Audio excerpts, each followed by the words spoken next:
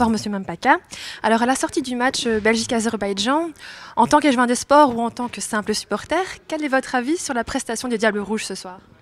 Le résultat est là, hein, donc 4-1, c'est un résultat comme on n'a plus jamais eu. Au Stade Roi-Baudouin, c'est bon pour le moral de troupe, pour les supporters. Par le passé, il y a des responsables sport qui ont dit que le Stade Roi-Baudouin n'était pas bon pour l'ambiance à cause de la piste d'athlétisme.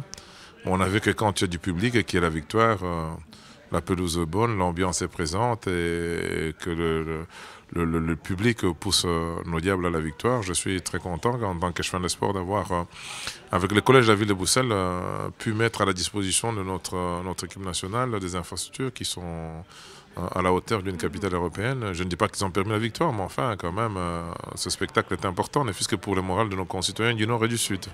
Alors vous qui avez fait beaucoup de choses pour ce stade, notamment, comme vous l'avez signalé, donc refait la pelouse, refait la piste d'athlétisme, quels sont vos projets pour 2011-2012? 2011-2012, d'abord assurer, je veux dire, le match avec la Turquie dans des conditions convenables. Assurer, comment on appelle, la Coupe de Belgique, toute une série d'autres événements sur le plateau du Heysel. Je rappelle qu'il y a le WTA, c'est-à-dire pour la première fois sur ce plateau du Heysel, nous allons organiser à une semaine de Roland Garros le premier tournoi de tennis en Belgique qui réunira près de 10 meilleurs tenniswomen du monde. Après avoir organisé les Best of Belgium, c'est quand même un événement très important. Je rappelle aussi que nous allons commémorer le 50e anniversaire du premier Grand Prix de Belgique sur le plateau du Heysel, qui aura après ça du jumping international. Donc le plateau du Heysel, pour un échevin de sport de la ville de Bruxelles, c'est un lieu d'événements culturels et sportifs très important qui permettent à nos concitoyens de vivre dans une capitale où il y a la vie. Donc pour ce qui concerne essentiellement les stades Roi-Baudouin, se continuer à maintenir la maintenance de telle manière à ce que nous ne soyons pas ridicules à des occasions comme ceux-ci. Alors justement, avant les résultats donc, de la candidature de la Belgique pour la Coupe du Monde, il y avait de grands projets pour l'avenir de ce stade. Maintenant, qu'en est-il exactement?